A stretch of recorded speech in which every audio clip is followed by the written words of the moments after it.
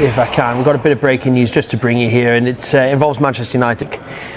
But leaving it late, this is a crucial final period of this window for Manchester United. Make no mistake about it.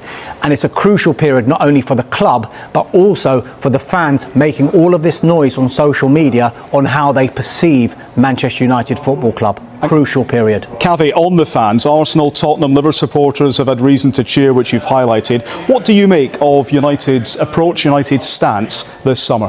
Fact.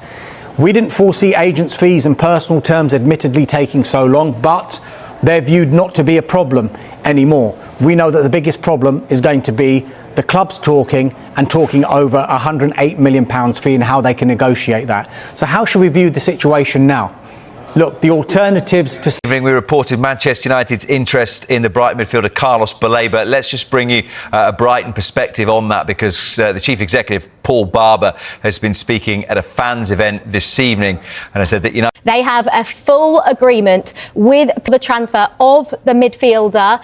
The deal is worth talking about this, haven't we? Manchester United always after a midfielder. It looks like they have finally got their man to Manchester United. Probably means... I thought this doesn't sound entirely right, because we feel that this is confidential information that can only be gleaned from a club if there is club-to-club contact.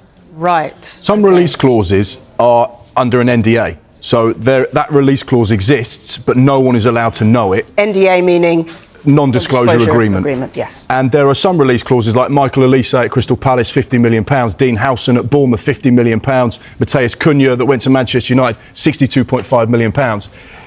That is a public release clause. People know that, the agent's allowed to discuss that, but there are some release clauses the agent is not allowed to tell anyone. And it feels like, reading between the lines, this is one of those situations where that detail in the contract is not allowed to be told. That's written, but not said. Okay. And I think that's where Hotspur have approached this. It's very difficult in transfers, in particular, to keep, you mentioned it before, everybody talks to everybody else. So it's how certain bits of information has been transmitted to certain parties, and whether it was done in good faith or whether it was done where it shouldn't have been done.